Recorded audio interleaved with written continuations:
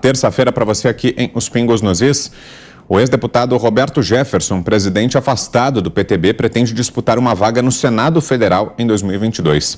O desejo foi revelado por ele mesmo em uma carta escrita a um aliado.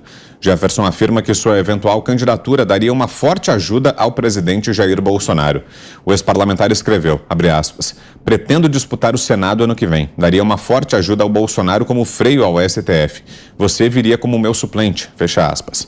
No bilhete, Jefferson disse ainda que caso continue preso até as eleições, precisará mudar o projeto. Ele está preso desde agosto desse ano por decisão do ministro Alexandre de Moraes, que apura a suposta existência de uma milícia digital que é acusada de promover ataques contra as instituições. Diga, Fiuza. Pois é, a gente vê, de fato, uma situação inaceitável dentro do Estado de Direito, né? Um preso que ninguém sabe por que está preso. Ah, não, porque ele criticou e tal. Bom, processa ele pelas críticas que fez, mas não, aí ele é inscrito nessa literatura que substituiu o direito no Supremo Tribunal Federal, que não, ele está preso porque ele representa uma ameaça de subversão da ordem. Isso, vocês lembram desse tipo de argumento? Não.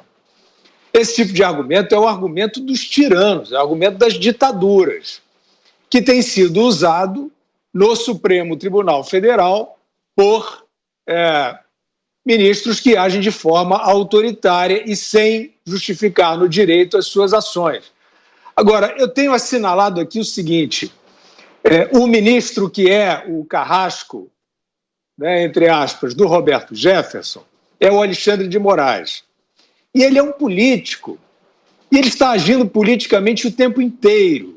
As suas ações são sistematicamente contra grupos políticos ligados ao governo federal. Eu já falei aqui, o consórcio traz esse personagem como um salvador contra o obscurantismo, etc. Tudo isso que nós estávamos falando no segmento anterior, sobre políticas públicas, sobre as pessoas de carne e osso que não estão a fim de entrar nessa conversinha de bar, de grupos políticos, para lá, para cá, não sei o quê, que quer ver esse lugar mais ou menos organizado, para não encherem o nosso saco, para tocar a nossa vida. Então você veja o seguinte, o carrasco, ele de alguma maneira contribui com a sua vítima.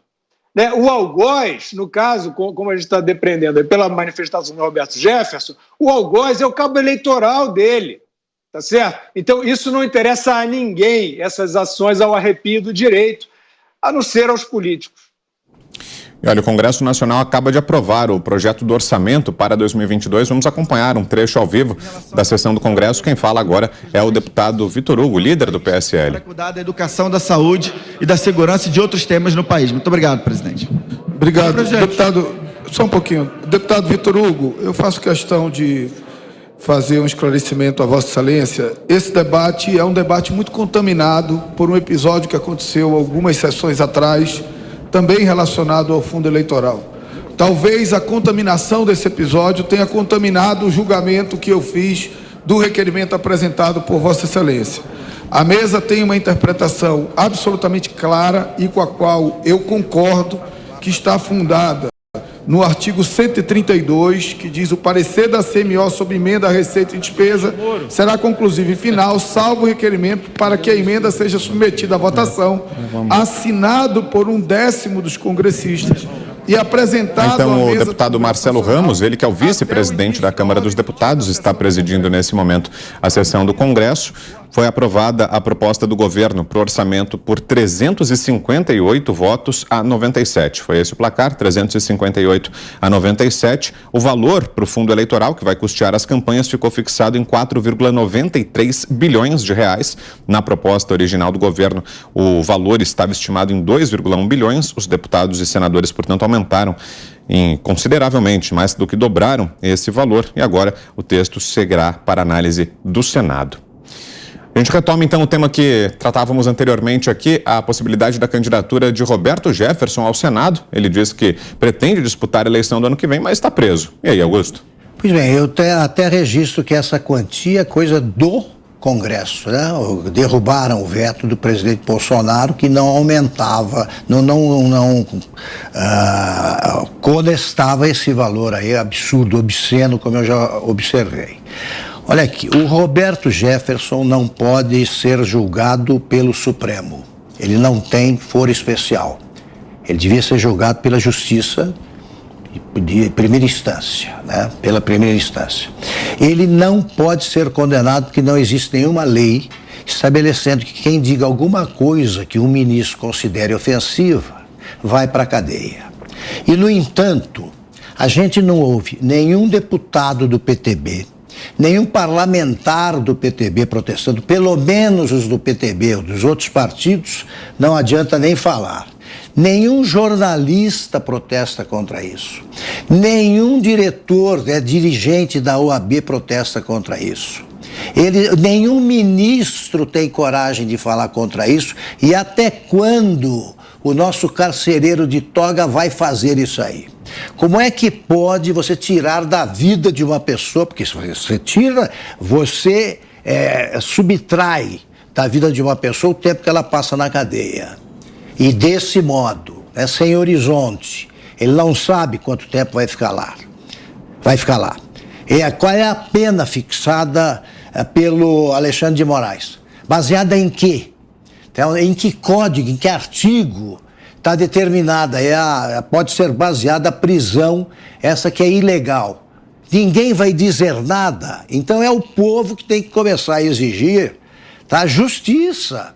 Não se pode tolerar a existência de presos políticos num país democrático, porque deixa de ser. Deixa de ser. O Roberto Jefferson é um dos presos políticos. O Alexandre de Moraes tem de aprender que ele não tem esses poderes. Nós não podemos engolir essa situação. E os deputados são covardes, os senadores são covardes, os dirigentes da OAB, os advogados, ninguém fala nada. Por quê? Porque é um aliado do presidente Bolsonaro. Só por isso. Só por isso. Ana. Bom, mais uma vez, né, a nossa tirania aí, vamos continuar perguntando se possíveis presidenciáveis para 2022, como Sérgio Moro, ex-homem da lei, o que ele acha sobre isso do Roberto Jefferson ser um preso completamente fora aí do escopo do Estado Democrático de Direito, do processo legal, ser um preso, um cidadão comum, preso pelo STF, preso de ofício pelo Alexandre de Moraes, num inquérito absurdamente ilegal, isso vários juristas, né, já falam isso. Agora, é óbvio, né, Vitor, que o Alexandre de Moraes vai manter Roberto Jefferson preso exatamente para que ele não concorra ao Senado. Nós, os brasileiros, já entenderam muito bem que precisamos, antes de mudar o nosso commander-in-chief, né, lá no Executivo, o nosso presidente, nós precisamos pensar também nas casas legislativas, principalmente no nosso Senado aí, que mostrou dentro dessa pandemia e nos últimos 3 anos também, desde que o presidente Bolsonaro foi eleito, que se ajoelha, né, aos desmandos do STF, que não toca aí, não coloca no plenário, deixa o plenário votar o impeachment de um ministro do Supremo Tribunal Federal que, porventura, esteja aí apaixonado com as inconstitucionalidades que temos visto, como Alexandre de Moraes. Mas vai colocar no plenário a votação, e a votação não vai passar, não adianta nada, adianta. Nós vamos poder ver e testemunhar quem votou contra o impeachment, quem votou a favor do impeachment de um ministro draconiano, aí, né, um projeto de tiranete do STF, como o Alexandre de Moraes é. Né, a verdade é essa, o Fiuza levantou aí, trouxe de volta a palavra tiranete, e é isso que nós temos visto. Agora, para isso poder parar, a nossa arma constitucional e institucional é o Senado. E dentro aí do conceito do foro privilegiado, o Senado e o STF, eles simplesmente sentam aí no sofá, um protege o outro, e assim fica. E o brasileiro fica aí pedindo respeito à nossa Constituição, e vamos fazer isso até quando? Então é preciso mudar o Senado, e Roberto Jefferson já mostrou que não tem medo aí de colocar o dedo na ferida, nas controvérsias canetadas dos nossos iluministros, e obviamente que o Alexandre de Moraes não vai deixar Roberto Jefferson se candidatar ao Senado, isso é óbvio. É esse o caminho, Zé? Dificilmente vai adiante essa candidatura? Uma luta está estabelecida. Olha, Roberto Jefferson é bom de briga, já mostrou isso, né? E tem um serviço prestado muito importante ao Brasil. Ele foi, sim, um aliado forte do ex-presidente Lula, quando na presidência da República, né? Confessou ter recebido 4 milhões de 22 milhões de reais prometidos para o partido no apoio, e isto seria o recurso utilizado para a campanha eleitoral, né? E ele pagou um preço muito forte, mas denunciou o mensalão. Não fosse Roberto Jefferson, o mensalão não tinha acontecido. Ele que falou, Zé, para o Zé Disseu, venha para cá. Zé foi para o Congresso Nacional e foi cassado, né?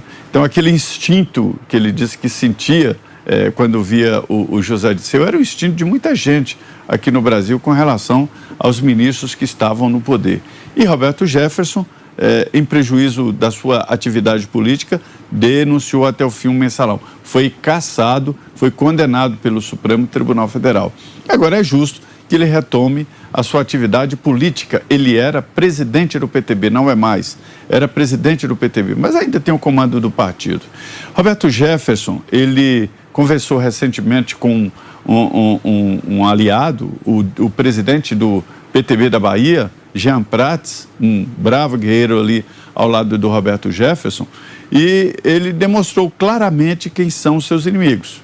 E aí ele me dizia, o Jean Prats, Roberto Jefferson não tem defesa jurídica possível. E nós conversamos sobre a possibilidade de um entendimento político, uma defesa política. Ele se recusou. Roberto Jefferson está preso porque resiste. Eu não concordo com ele quando ele chama em nomes esquisitos aí os ministros do Supremo Tribunal Federal, né? Não concordo. Mas acho que ele tem que ser processado nas vias normais e condenado se for o caso. Eu considero isso entubamento judicial. Não há defesa possível. Ele está preso e confirmado pelo Supremo Tribunal Federal. Uma condenação em segunda instância ou tribunal colegiado inviabiliza uma candidatura. Mas até agora, Roberto Jefferson não é este condenado por tribunal colegiado. E olha, ainda falando sobre postulantes ao Senado, a médica Anísia Yamaguchi afirmou nesta terça-feira que pretende disputar uma vaga no Senado Federal em 2020.